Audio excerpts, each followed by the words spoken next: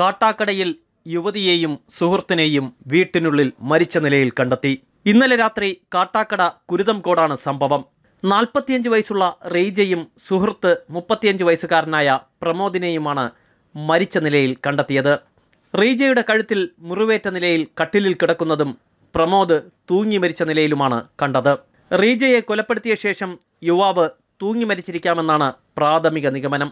റീജയെ കാണാനില്ലെന്ന പരാതിയുടെ അടിസ്ഥാനത്തിൽ നടത്തിയ തിരച്ചിലിനൊടുവിലാണ് പ്രമോദിൻ്റെ വീട്ടിൽ ഇരുവരെയും മരിച്ച നിലയിൽ കണ്ടെത്തിയത്.